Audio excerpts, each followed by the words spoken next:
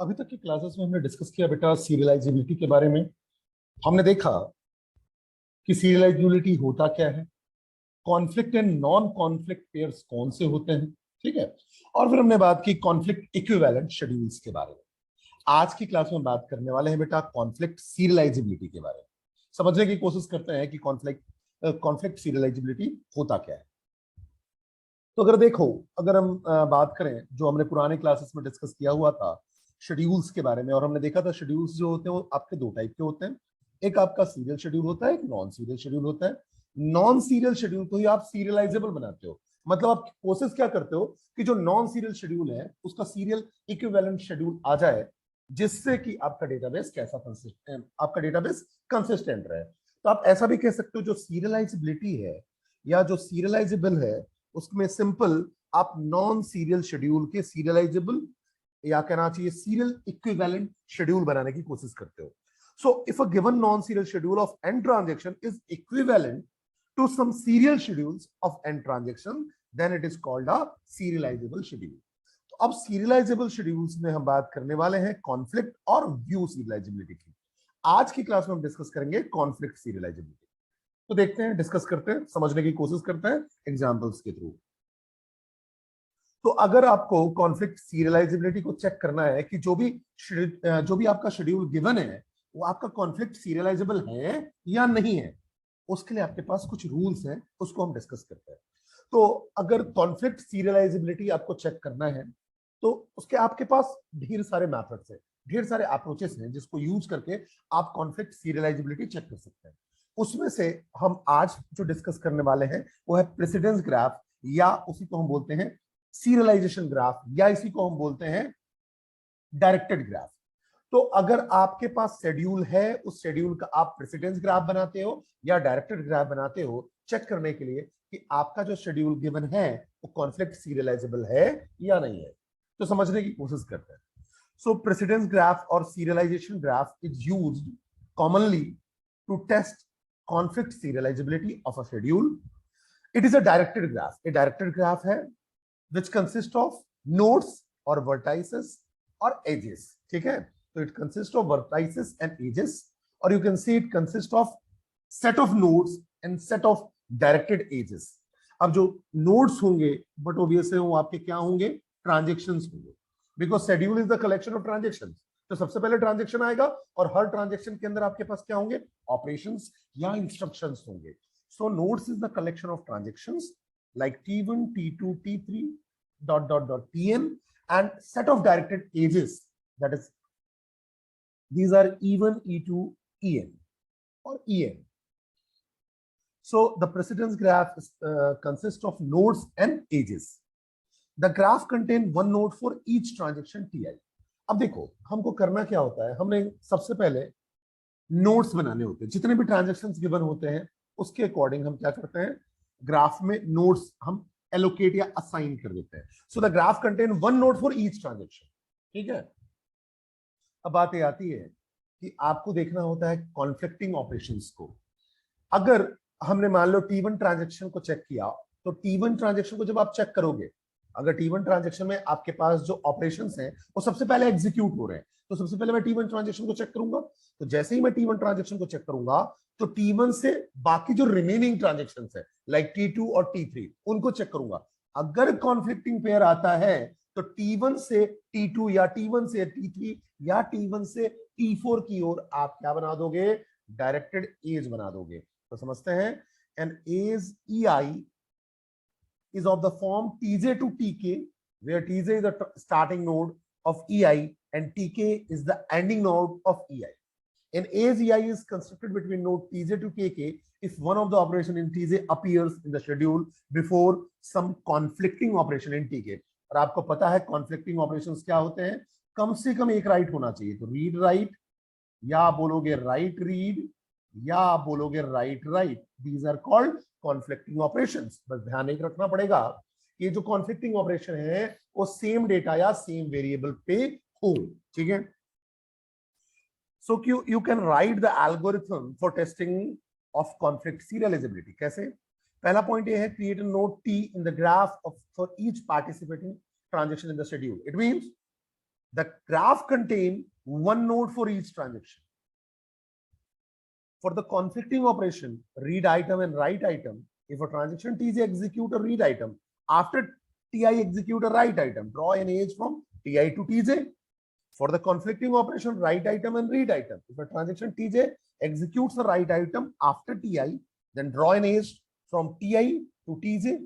For the confliction operation, write item and write item, जैसे मैंने यहाँ बताया था, read write, then write read, then write write. तो जो हम बात कर रहे हैं यहाँ पास, हम क्या देख रहे हैं? For the conflicting operation, write item and write item, if a transaction TJ execute a write item after TI execute a write item, draw an edge from TI to TJ in the graph. ठीक है. और जो schedule है वो conflict serialisable कब कहलाएगा या serialisable schedule कब कहलाएगा? If there is no loop और no cycle in the precedence graph. बड़े सिंपलर टर्म्स में मैं इसको समझाने की कोशिश करता हूं. तो मुझे एक चीज तो समझ में आ गई कि जो भी आप प्रेसिडेंस ग्राफ बना रहे हो, if there is no cycle in the precedence graph, or you can say if there is no loop in the precedence graph, it means you can construct a serial schedule S, which is conflict equivalent to schedule capital S. Okay. तो आप ऐसा कह सकते हो कि अगर मान लो मेरे पास दो शेड्यूल हैं, S डैश और S की बात करते हैं, या सिंपल हम S शेड्यूल की बात करते हैं. तो अगर S शेड्यूल की बात करते हैं तो S शेड्यूल जो है वो आपका, अगर उसका जो प्रेसिडेंस ग्राफ है, अगर उसका जो आप प्रेसिडेंस ग्राफ बनाते हो उसमें अगर लूप नहीं है या ए साइक्लिक है, ठीक है, नो साइकिल नहीं है, तो we can construct a serial schedule of S like S dash, जो कि इक्विवेलेंट होगा इस एस के. ठीक है. मतलब कम से कम एक सीरियल शेड्यूल तो पॉसिबल होगा ही होगा जो कि क्या कर रहा होगा, इसको कंसिस्टेंट बना रहा होगा. तो बस आपको चेक करना होता है प्रेसिडेंस ग्राफ में कि लूप नहीं होना चाहिए. इस बात को आप ध्यान रखिएगा. ठीक है. तो मुझे जो कुछ पॉइंट्स इसमें ध्यान रखने हैं उसको हम समझने की कोशिश करते हैं. ठीक है. सबसे पहले आपको क्या चेक करना है? सबसे पहले आपको प्रेसिडेंस ग्राफ में देखना है कि आपके ट्रांजेक्शन्स कितने हैं. ठीक है. प्रेसिडेंस ग्राफ के लिए मतलब आपके पास शेड्यूल गिवन है और शेड्यूल में सपोज दैट आपके पास 3 ट्रांजेक्शन है, T1, T2 और T3. तो इसका मतलब आपके नोड कितने बनेंगे? 3 नोड बनेंगे. एक बनेगा T1, एक बनेगा T2, एक बनेगा T3. उसके बाद आप क्या करते हो? सबसे पहले चेक करते हो कि किस ट्रांजैक्शन में जो ऑपरेशन है या इंस्ट्रक्शन है वो सबसे पहले एग्जीक्यूट हो रहा है. उस ट्रांजैक्शन को दूसरे ट्रांजैक्शन से कंपेयर करते हो. ठीक है.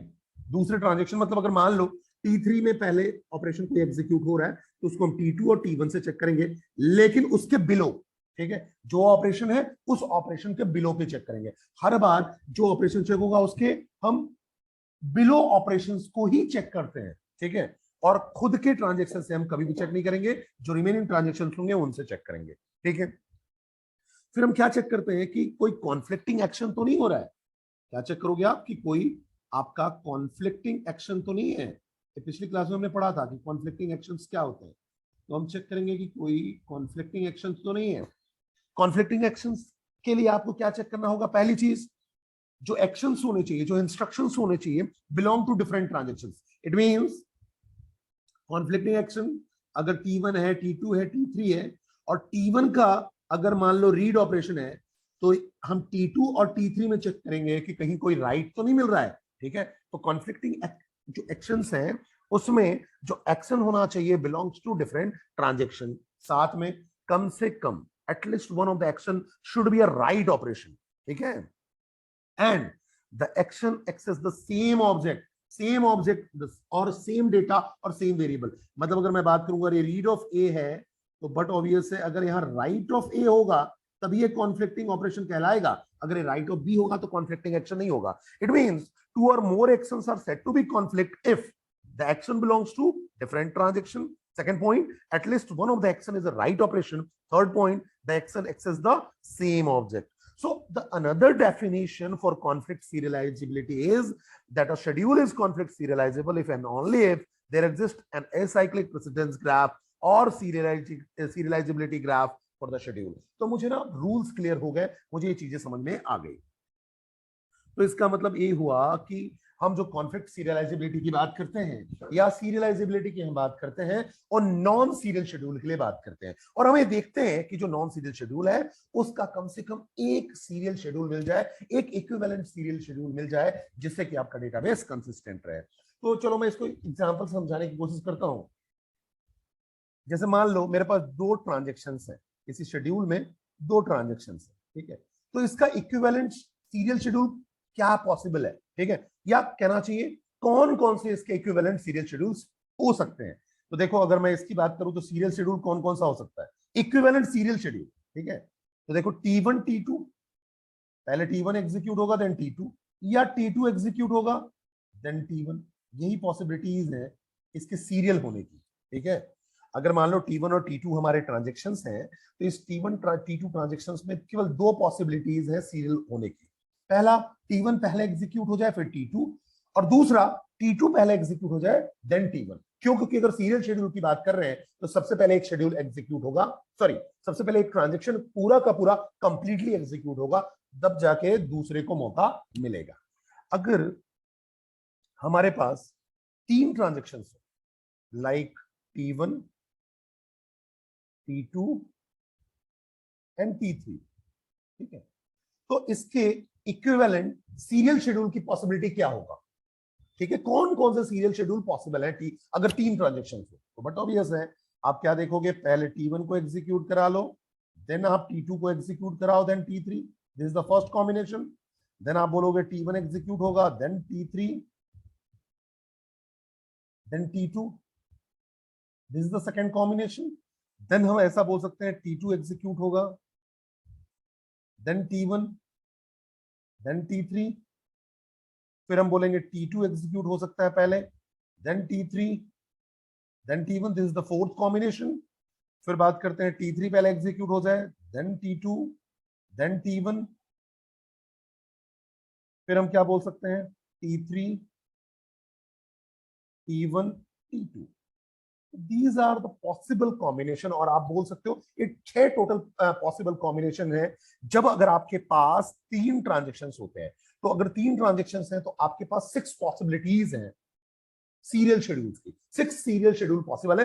तो हमको करना क्या है, अगर हमारे पास कोई नॉन सीरियल शेड्यूल गिवन है जिसमें तीन ट्रांजेक्शन, ठीक है, तो मैं क्या कोशिश करूंगा कि कम से कम मुझे इनमें से कोई भी एक सीरियल शेड्यूल की पॉसिबिलिटी मिल जाए, एक सीरियल शेड्यूल मिल जाए, तो हमारा डेटाबेस कंसिस्टेंट हो जाएगा, ठीक है। और बट ऑब्वियस है, अगर जो प्रेसिडेंस ग्राफ है उसमें कोई साइकिल नहीं है, कोई लूप नहीं है, तो आपका कॉन्फ्लिक्ट सीरियलाइजेबल है। अगर कॉन्फ्लिक्ट सीरियलाइजेबल है, इसका मतलब उसका इक्विवेलेंट सीरियल शेड्यूल पॉसिबल है। इतनी बात हमको ध्यान में रखनी है। तो आगे बढ़ते हैं। अब बेटा आपसे क्वेश्चन पूछा जाता है, और बहुत बार ये क्वेश्चन पूछे जाते हैं एग्जाम्स में। आपके पास कोई ट्रांजेक्शन गिवन होगा और ट्रांजेक्शन्स को देख के आपको बताना होगा कि ये आपका कॉन्फ्लिक्ट सीरियलाइजेबल है या नहीं है। अगर कॉन्फ्लिक्ट सीरियलाइजेबल है, so then determine the equivalent serial schedule. तो हम एक एग्जांपल से समझने की कोशिश करते हैं। मेरे पास यहां देखो S1 एक शेड्यूल है जिसमें तीन ट्रांजेक्शन है T1, T2 एंड T3। सो आपके पास क्वेश्चन रहेगा कि check the schedule is conflict serializable, yes और no, if yes determine the equivalent serial schedule. तो समझने की कोशिश करते हैं। तो बच्चों देखो, सबसे पहले हम क्या कर रहे हैं, आपको करना क्या होता है, मैंने आपको बताया था रूल नंबर 1। सबसे पहला रूल क्या बोलता है, सबसे पहला रूल हमारा ये है कि हम क्या करेंगे, जितने भी ट्रांजेक्शन्स होंगे, ठीक है, उनके हम नोड्स बना लेंगे या वर्टाइसेस बना लेंगे। आपके यहाँ ट्रांजेक्शन कितने हैं, T1 T2 T3, तीन ट्रांजेक्शन है। तो मैंने क्या किया, तीन नोड्स बना लिए। चलो T1 T2 देन T3, तीन नोड्स बना लिए, बिकॉज तीन ट्रांजेक्शन है, तीन नोड बना लिए, ठीक है। तो पहला रूल ये बोलता है कि आपको जितने भी ट्रांजेक्शन दिख रहे हैं उतने नोड्स आप क्रिएट कर लो या उतने ही वर्टाइसेस आप क्रिएट कर लो, ठीक है।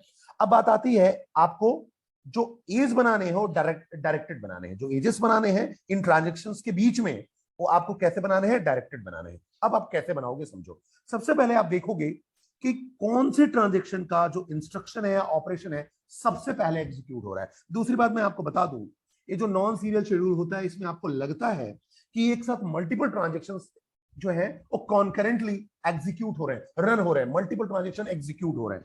होता ऐसा बिल्कुल भी नहीं है।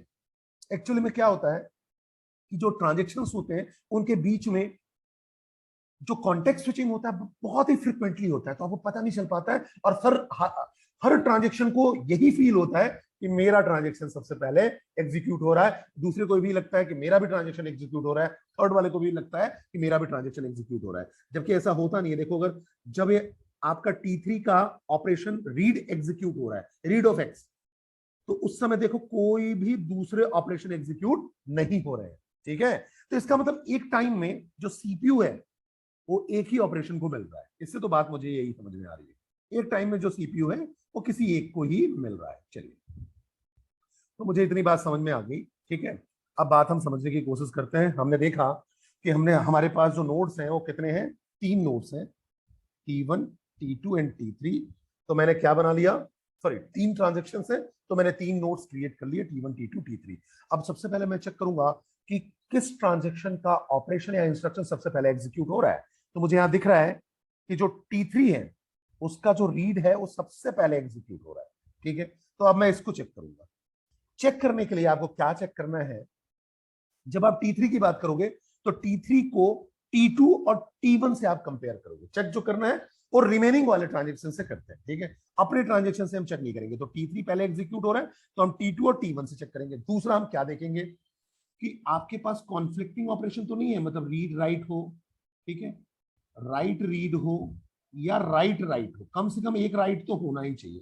ठीक है, और सेम ऑब्जेक्ट पे होना चाहिए, मतलब रीड ऑफ एक्स है और राइट ऑफ एक्स है तो कॉन्फ्लिक्टिंग होगा। ठीक है, लेकिन रीड ऑफ एक्स है और राइट ऑफ वाई है तो कॉन्फ्लिक्टिंग नहीं है। ठीक है, सेम ऑब्जेक्ट में होना चाहिए, इस बात को ध्यान रखना है मुझे। दूसरा, इस टाइमलाइन में अगर आप एक टाइमलाइन को देखो तो हम जो चेक करते हैं अपने से नीचे वाले को चेक करते हैं। क्यों? क्योंकि अपने से जस्ट ऊपर वाले की तो हम बात ही नहीं करेंगे, रीजन वो एग्जीक्यूट हो चुका है, तो हम नीचे वाले को चेक करेंगे। तो जैसे रीड ऑफ एक्स है, ठीक है, तो हम अब T2 और T1 को चेक करेंगे। ठीक है, पहले आप T1 को चेक कर लो या T2 को, इससे कोई फर्क नहीं पड़ता। तो मैंने देखा रीड ऑफ एक्स और T2 को चेक किया मैंने, तो यहां भी रीड ऑफ एक्स है। रीड रीड कभी भी कॉन्फ्लिक्टिंग नहीं होता है। ठीक है, कॉन्फ्लिक्टिंग नहीं है। अब इसको चेक करेंगे रीड ऑफ एक्स को T1 वाले से, तो इसके नीचे जो है वो रीड ऑफ एक्स है, कॉन्फ्लिक्टिंग नहीं है, लेकिन राइट ऑफ एक्स है, ये कॉन्फ्लिक्टिंग है। तो रीड और राइट जो आपको दिख रहा है वो क्या दिख रहा है, कॉन्फ्लिक्टिंग दिख रहा है। ठीक है, तो T3 से T1 की ओर आप डायरेक्टेड एज बना दोगे, T3 से T1 की ओर डायरेक्टेड एज बना दोगे। क्यों? क्योंकि आपको कॉन्फ्लिक्टिंग ऑपरेशन मिल गया। चलिए, अच्छी बात है, यहां तक बात समझ में आ गई। अब आगे बात समझते हैं।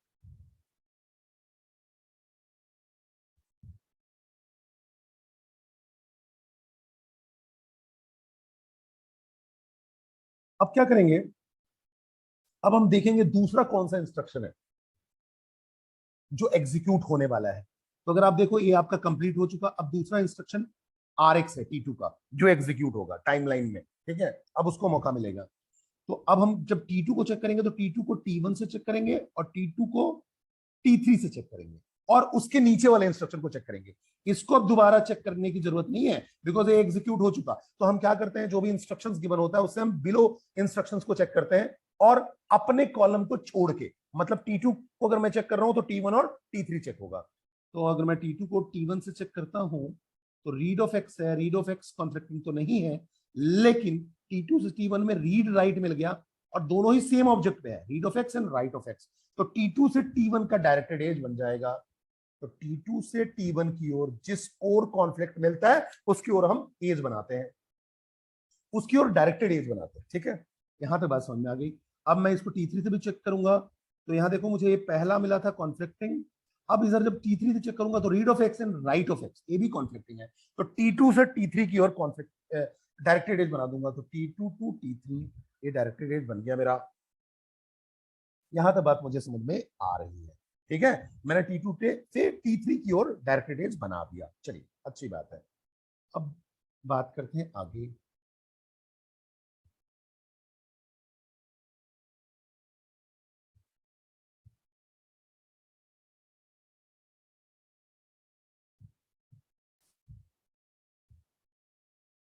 अब देखिए, इस रीड के बाद कौन सा ऑपरेशन एग्जीक्यूट होगा? इसका T3 का राइट एक्स को फिर क्या कहते हैं मौका मिलेगा एग्जीक्यूट होने का, ठीक है। तो अब राइट एक्स एग्जीक्यूट होगा। अब जब मैं राइट एक्स को चेक करूंगा तो T2 और T1 से चेक करूंगा, लेकिन T2 में उसके बिलो कोई ऑपरेशन नहीं है, तो बस किससे चेक होगा? T1 से। जब ये T1 से चेक होगा तो यहां दिख रहा है मुझे राइट का रीड मिल गया, ठीक है। तो T3 से T1 का एज बनेगा, T3 से T1, ठीक है। ओवरलैपिंग एज बनाने की जरूरत नहीं है, पहले से बना हुआ है, देखो T3 से T1 की, ठीक है। हाँ, लेकिन T1 टू T3 बनता तो बनाते हैं, लेकिन यार T3 टू T1 पहले से बना हुआ है तो ओवरलैप करने की जरूरत नहीं है। फिर मैंने देखा राइट टू राइट, ये भी आपका क्या है? कॉन्फ्लिक्टिंग ऑपरेशन है और सेम ऑब्जेक्ट को है राइट एक्स और राइट एक्स, तो मैं T3 से T1 की ओर फिर से एक एज बनाऊंगा, तो पहले से बना हुआ है तो बनाने की जरूरत नहीं है। उसके बाद किसका नंबर आएगा? इस रीड एक्स का आएगा। लेकिन अगर आप देखो इसको T2 और T3 से चेक करेंगे, अब कोई ऑपरेशन दिख रहा है इसके बिलो? कोई भी ऑपरेशन ही नहीं दिख रहा है, तो चेक करने की जरूरत नहीं है। वैसा ही राइट एक्स के बिलो अब कोई ऑपरेशन है ही नहीं, तो इसको भी चेक करने की जरूरत नहीं है। इसका मतलब फाइनली आपका ये जो प्रेसिडेंस ग्राफ है ये आपका बन के आ गया, ये आपका प्रेसिडेंस ग्राफ बन के आ गया, ठीक है। अब हम क्या देखते हैं कि लूप या साइकिल तो नहीं बन रहा है, लूप या साइकिल तो नहीं बन रहा है, ठीक है। अब लूप या साइकिल की जो हम बात करते हैं, लूप या साइकिल होता क्या है? जब आप क्या करते हो, किसी एज पे हो, सपोज दैट, ठीक है, सॉरी, किसी आप नोड पे या किसी भी वर्टेक्स पे हो, जैसे मैं T1 की बात करूं, ठीक है। तो T1 से चल के अगर मैं T1 पे ही आ जाऊं तो क्या कहलाएगा? वो आपका साइकिल। वैसे ही अगर मैं T2 से चालू करता हूं तो T2 से मैंने T1 पे चला। अब देखो यहां हम T3 की ओर जा ही नहीं पा रहे क्योंकि डायरेक्शन कैसा है? इस साइड की ओर है। अगर इधर की ओर होता तो मैं जा पाता। अब मैंने T2 से चालू किया तो मैं T2 से T1 की ओर गया और T1 से मैं T3 पे जा ही नहीं पा रहा हूं क्योंकि डायरेक्शन तो इसी साइड है, ठीक है। तो साइकिल बन ही नहीं पा रहा है। वैसे ही अगर T3 की बात करो, कोई भी एक साइकिल बन जाए तो आपका कॉन्फ्लिक्ट सीरियलाइजेबल नहीं होगा या सीरियलाइजेबल शेड्यूल नहीं होगा। अब मैं T3 से चालू करता हूं, T3 से मैं T1 की ओर चला गया, अब T1 से T2 की ओर जा ही नहीं पा रहा हूं क्योंकि डायरेक्शन इधर है, ठीक है। तो इसका मतलब कोई साइकिल नहीं बन रहा है, यहां साइकिल फॉर्म नहीं हो रहा है, ठीक है। It means it is conflict serializable. ये साइक्लिक है, नो लूप है, नो साइकिल है, it means it is conflict serializable. और अगर एक कॉन्फ्लिक्ट सीरियलाइजेबल है so there should be a equivalent serial schedule. तो पक्का है कि कोई ना कोई इसका सीरियल शेड्यूल होगा ही होगा, ठीक है। अब इसका सीरियल शेड्यूल निकालने का मैं आपको तरीका बताता हूं। तो आप क्या करते हो? सबका इन नोड निकालते हो। आप क्या निकालोगे? इन नोड, ठीक है। इन नोड निकालने की कोशिश करते हैं। इन नोड क्या होता है? इन नोड ये होता है कि आप देखते हो कि किसी भी वर्टेक्स में या किसी भी नोड पे कितने एरो आ रहे हैं, कितने एरोज आ रहे हैं, सिंपल। तो अगर मैं T3 की बात करूं तो केवल एक एरो आ रहा है, तो T3 का इन नोड कितना है? 1। T2 की बात करें तो कोई भी एरो नहीं आ रहा है, उससे जा रहे हैं, आउट नोड है, आउट नोड 1 और 2, ठीक है। लेकिन इन नोड इसकी तरफ कोई एरो आ नहीं रहा है, तो इन नोड इसका कितना हो गया? 0, ठीक है। अब बात समझते हैं, इन नोड इसका हो गया 0। वैसे ही अगर अब मैं T1 की बात करूं तो T1 का इन नोड क्या है? 2 एरोज आ रहे हैं, तो इन नोड हो गया 1। तो यहां तक बातें क्लियर हो गई। अब मुझे क्या देखना होता है कि जिस वर्टेक्स का या जिस नोड का इन नोड 0 हो, ठीक है। तो मुझे देख गया जिस वर्टेक्स का इन नोड 0 है मतलब T2, तो मैं सबसे पहले T1 को यहां लिखूंगा और T2 को यहां लिखूंगा और T2 को यहां से रिमूव कर दूंगा। चलो रिमूव कर देते हैं, ठीक है। जिसका भी इन नोड 0 हो उसको रिमूव कर दो। रिमूव करने का मतलब इसके ट्रांजेक्शन्स को, इसके नोड को और इसके एज को भी रिमूव कर दो। अब जब रिमूव करोगे तो कुछ ऐसा हो जाएगा, देखो, ठीक है। आपने रिमूव कर दिया। अब जैसे ही आप रिमूव करोगे तो देखो अब आपके पास केवल T1 और T3 बचेंगे, ठीक है। अब इसमें फिर से चेक करो कि किसका इन नोड जो है वो आपका 0 है। फिर से चेक करते हैं, चलो। यहां देखें T3 का इन नोड 0 दिख रहा है मुझे क्योंकि इसकी ओर कोई भी एज का डायरेक्शन नहीं है। और T1 का इन नोड कितना है? 1 है, ठीक है। तो मैं T2 के बाद किसको कंसीडर करूंगा? T3 को। मुझे कंसीडर किसको करना है? इन नोड 0 वाले को, ठीक है। तो अब मैंने T2 के बाद मैंने T3 कंसीडर किया, ठीक है। तो मुझे ये बात समझ में आ गई कि T2 के बाद क्या हो जाएगा? T3, ठीक है। अब T3 को आपने, जिसका भी इन नोड 0 था उसको आपने ले लिया, कंसीडर कर लिया, तो T3 को भी रिमूव कर दो। तो T3 को रिमूव करेंगे अलॉन्ग विथ द एज जो T3 से था, इसको भी मैंने हटा दिया, तो अब T1 ही बच रहा है। तो अब आप T1 को लिख दो, तो मुझे बात समझ में आ गई। ये जो शेड्यूल आपको दिख रहा है, सॉरी, ये जो ट्रांजेक्शन आपको दिख रहा है, ट्रांजेक्शन का सीक्वेंस, ठीक है, या ये जो शेड्यूल दिख रहा है, ये आपका सीरियल शेड्यूल है या इक्विवेलेंट सीरियल शेड्यूल है, ठीक है। तो अब आपसे इससे जो पूछा गया था, if the schedule is conflict serializable, yes it is a conflict serializable, और इसका इक्विवेलेंट सीरियल शेड्यूल क्या है, T2 T3 T1। तो आप लिख सकते हो T2 T3 और T1, मतलब सबसे पहले T1 2 एग्जीक्यूट होगा, देन T3 एग्जीक्यूट होगा, और देन T1 एग्जीक्यूट होगा, ठीक है।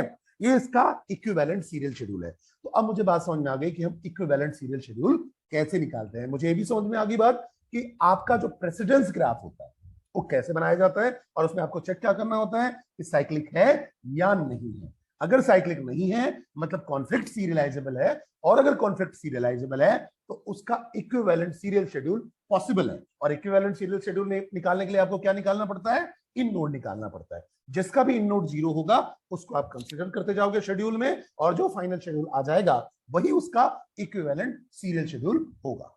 Thank you.